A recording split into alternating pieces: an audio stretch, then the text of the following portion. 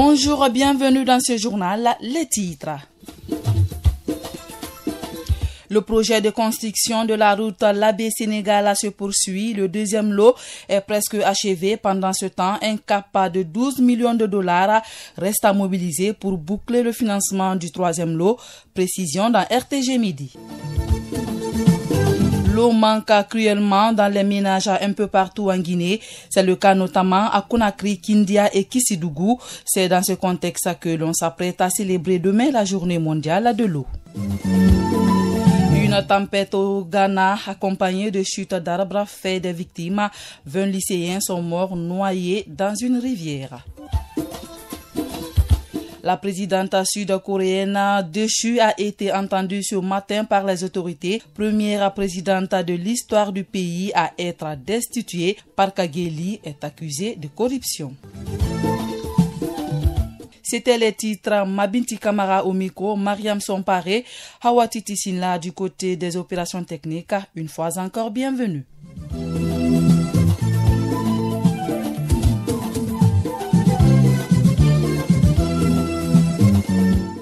Nous commençons par un communiqué du ministère de la Justice.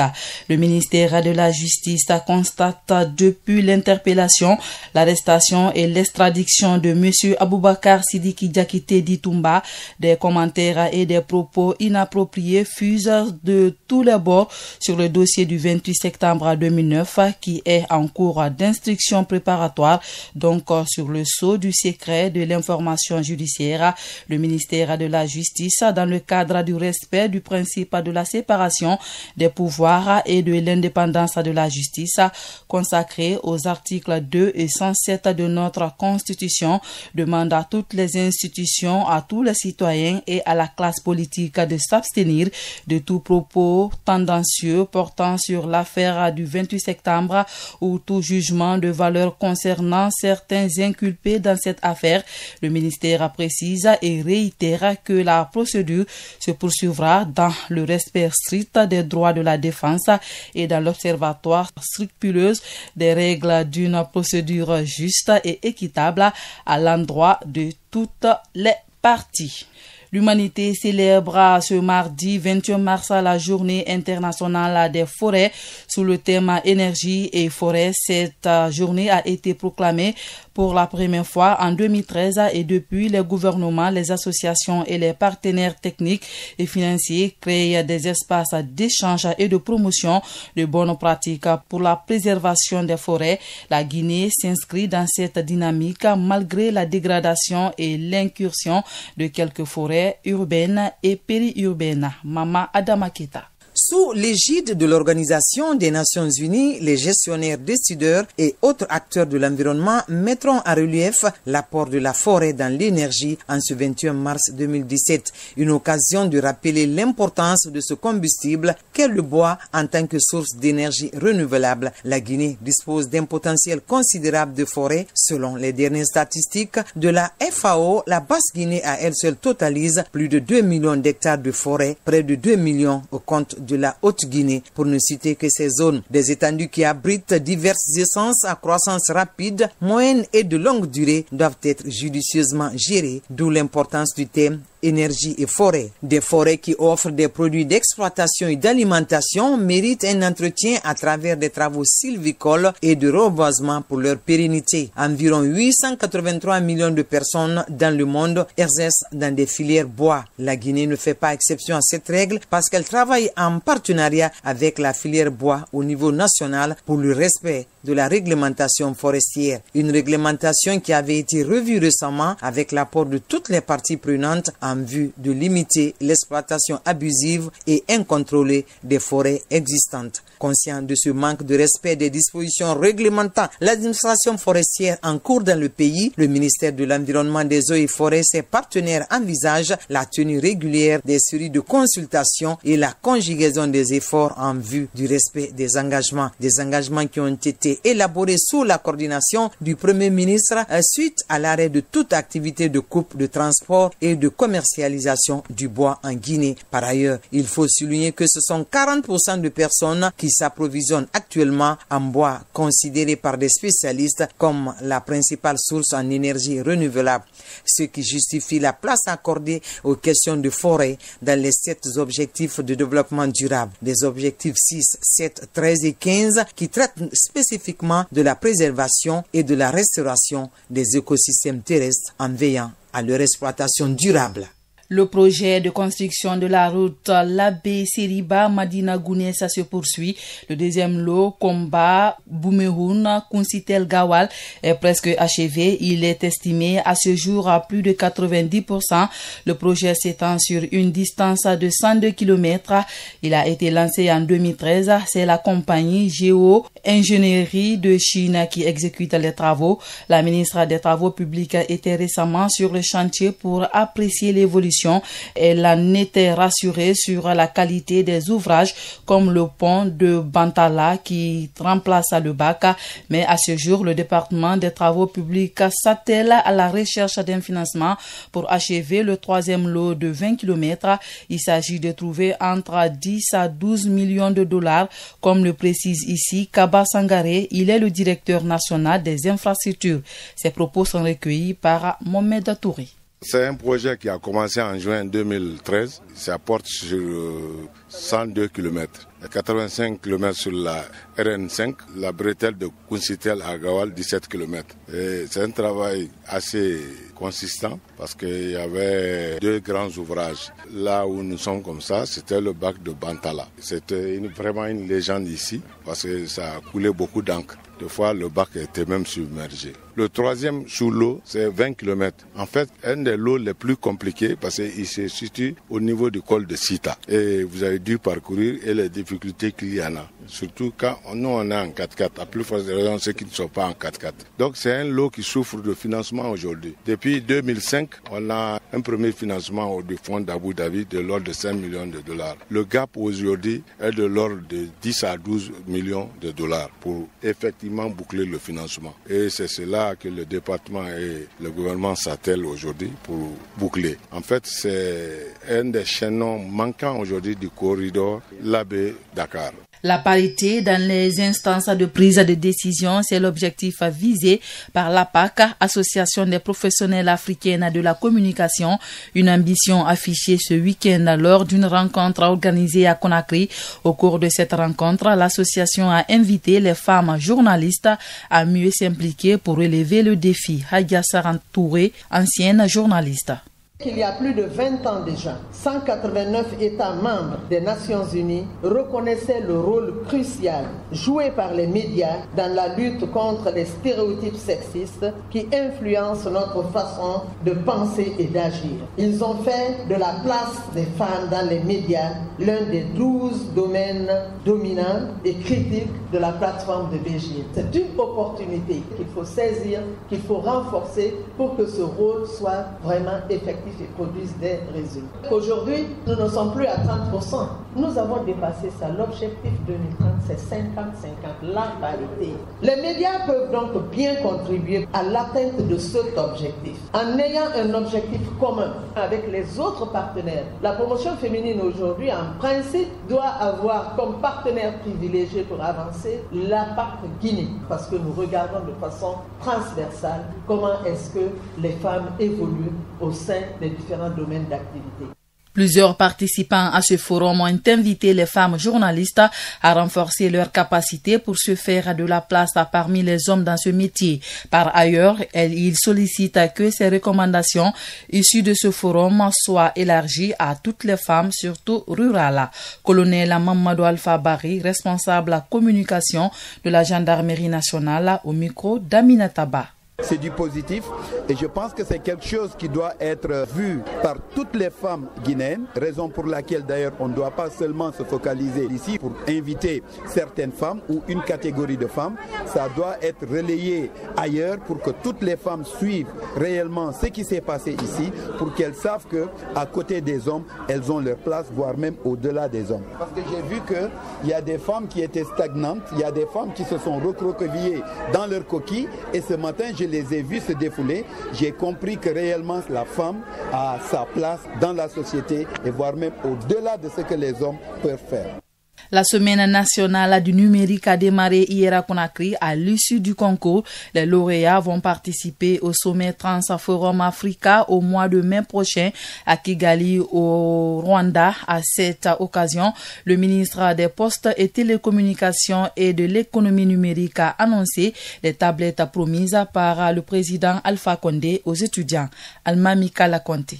La deuxième édition de la Semaine nationale du numérique est lancée. Il est question de déceler des talents qui sommeillent aux jeunes pour développer des applications modernes dans tous les domaines socio-économiques. Moustapha Mami Diaby est ministre en charge des télécommunications. Nous avons voulu organiser cette semaine, nous préparer à participer au sommet Transform Africa qui se tient à Kigali dans le cadre de l'Alliance Smart Africa. La République de Guinée a en charge le volet interconnectivité de tous les pays africains. Transformer l'Afrique avec les Africains en utilisant le potentiel des technologies de l'information et de la communication. De discuter de villes intelligentes, d'applications au service des collectivités rurales, des différents secteurs socio-économiques, de découvrir des jeunes Africains. Le ministre a profité de l'occasion pour lancer le projet en étudiant une tablette du président Alpha Condé. La dernière fois, quand M. le Président de la République est allé à l'université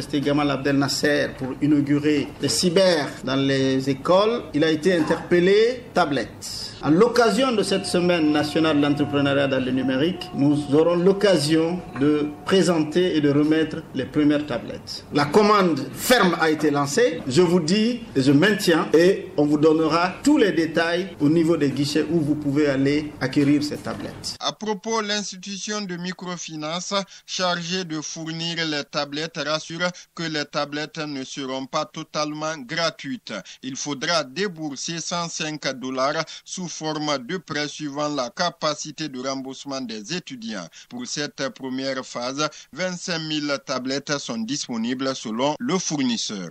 Vous écoutez Radio Guinée, la suite de notre journal.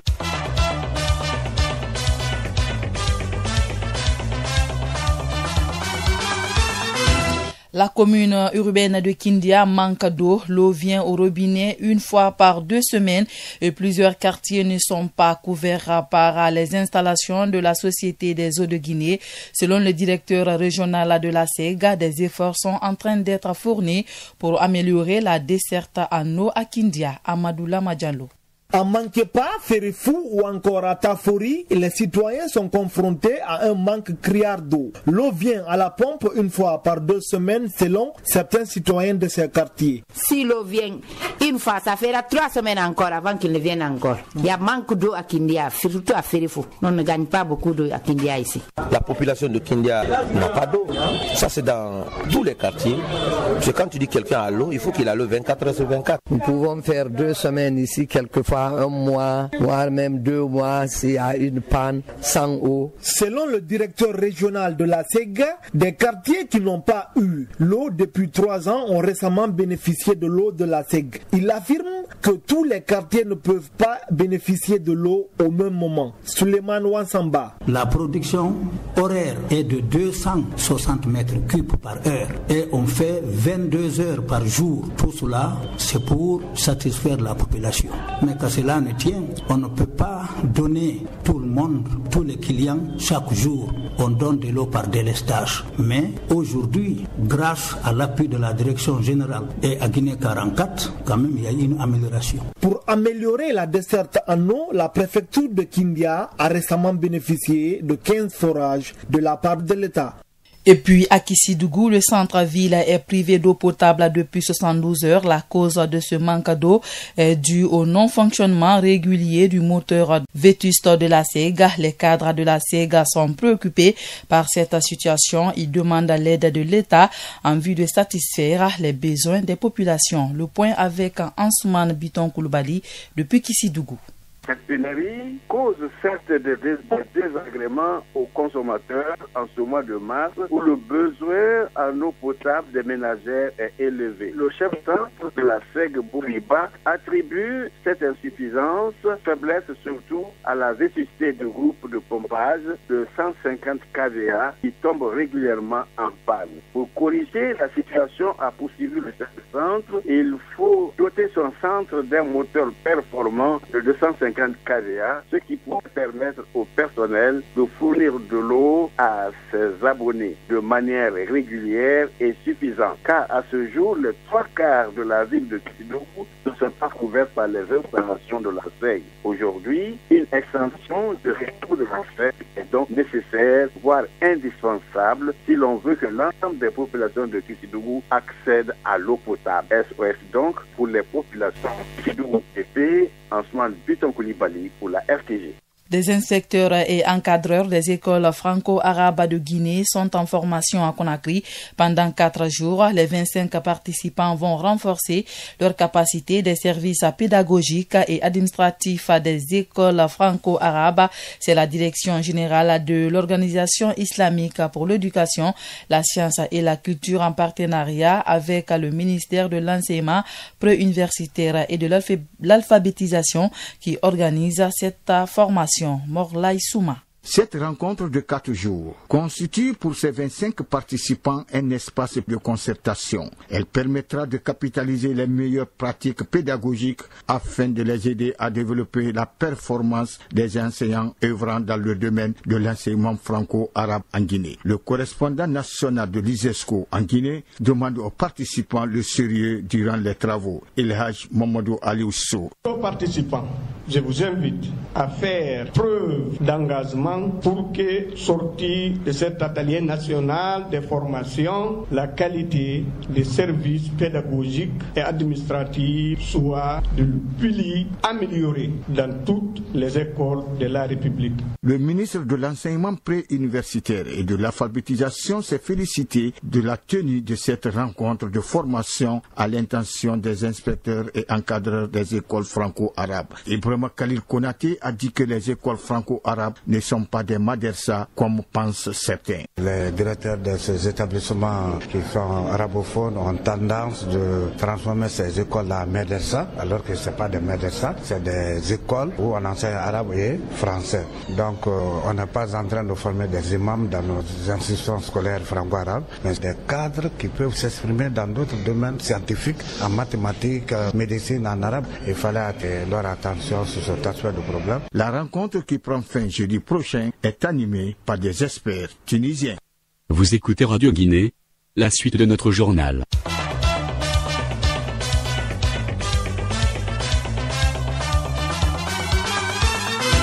À présent, la page Africa et internationale. Plus de 400 migrants ont été secourus par la marine libyenne entre dimanche et lundi alors qu'ils tentaient d'atteindre l'Europe. C'est un porte-parole de la marine qui donne l'information. Selon les témoignages des migrants secourus, au moins 30 personnes sont toujours portées disparues.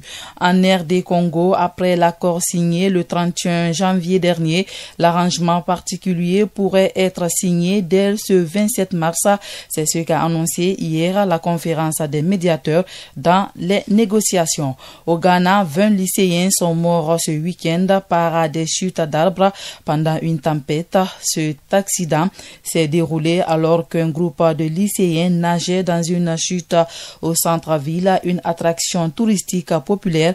Selon le porte-parole des pompiers, ils nageaient lorsqu'une tempête accompagnée de vents violents a déraciner des arbres qui sont tombés sur eux, a-t-il expliqué. Au sud du Soudan, un avion en ligne transportant 45 personnes s'est écrasé hier à l'atterrissage à l'aéroport dans le sud-ouest du pays. Au moins 14 personnes ont été blessées selon une source aéroportuaire. Le crash a été causé par des difficiles conditions météorologiques. La Banque mondiale annonce 57 milliards de dollars pour les pays de l'Afrique subsaharienne. Le montant est destiné à financer les investissements dans les pays africains pendant les 3 prochaines années.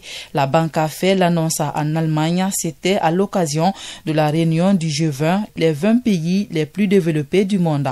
Mohamed Adoré. La réunion du G20 entendait le groupe des 20 pays les plus développés de la planète vise à réfléchir sur la situation économique des États membres. Les dirigeants et leurs acteurs économiques travaillent également sur les financements de l'économie des pays sous-développés. C'est dans ce cadre que la Banque mondiale a annoncé l'allocation d'un montant de 57 milliards de dollars pour soutenir les pays de l'Afrique subsaharienne. De leur côté, les pays du G20 ont annoncé qu'ils comptent désormais orienter ces financements vers le secteur privé. Cela en vue de favoriser les investissements et la création d'emplois, puisque les appuis étaient orientés jusque-là vers les organismes publics pour lutter contre la pauvreté et la famine en Afrique et dans le monde. Le Maroc, qui est représenté à ses assises par son ministre de l'économie, a salué cette annonce. Pour Mohamed Boussaïd, cette initiative de la Banque mondiale permettra certainement au secteur privé africain de mieux jouer son rôle de moteur de l'économie du continent. En tout cas, l'Allemagne compte faire de l'investissement dans le secteur privé une priorité sous sa présidence du G20 cette année. A précisé que l'Afrique du Sud est le seul pays africain qui figure sur la liste du G20. Mais certains pays africains comme le Maroc, le Sénégal, le Rwanda, la Tunisie sont représentés à la réunion du G20 en Allemagne. La suite, la banque suisse UBS a renvoyé hier devant la justice correctionnelle accusée d'avoir démarché de riches clients entre 2004 et 2011 en France et de les avoir incités à ouvrir des comptes en Suisse. Toutes les parties au conflit syrien seront présentes jeudi prochain à Genève pour la reprise des pourparlers de paix. L'annonce a été faite ce mardi par une porte-parole de l'ONU. L'émissaire spécial pour la Syrie note que tous les invités qui avaient déjà assisté aux dernières négociations en février ont confirmé leur participation. En Corée du Sud, la présidente déchue a été interrogée ce mardi par le parquet. Park Geun-hye est poursuivi pour corruption, de trafic d'influence et de fuite de secrets d'État.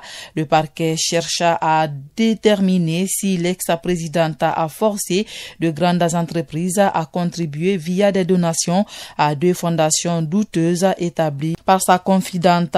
Rasa Poutine a rappelé que Park Geun-hye est la première présidente à être destituée dans l'histoire de la Corée du Sud. Déjà, elle nie en bloc l'ensemble des accusations contre elle.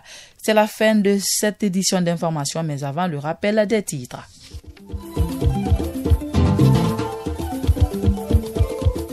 Le projet de construction de la route Labé-Sénégal se poursuit. Le deuxième lot est presque achevé. Pendant ce temps, un cap de 12 millions de dollars reste à mobiliser pour boucler le financement du troisième lot. Vous avez suivi des précisions dans RTG Midi. L'eau manque cruellement dans les ménages un peu partout en Guinée. C'est le cas notamment à Conakry, Kindia et Kissidougou. C'est dans ce contexte que l'on s'apprête à célébrer demain la journée mondiale de l'eau. Une tempête au Ghana accompagnée de chutes d'arbres dans fait des victimes. 20 lycéens sont morts noyés dans une rivière. La présidente sud-coréenne déchue a été entendue ce matin par les autorités. Première présidente de l'histoire du pays à être destituée, Park Geun-hye est accusée de corruption. Et voilà, nous fermons portes et fenêtres de ce journal présenté par Mabinti Kamara. À tous, merci de l'avoir suivi. Mariam Somparé, Hawatiti Sinla Souma étaient aux opérations techniques. Réalisation Mamadouba, Souma Tessema, coordination rédactionnelle Amara Kamara, Minata Sangari. Vous pouvez réécouter ce journal sur le www.lecourrierdeconakry.com. Bonne suite de programme en compagnie de Radio Guinée.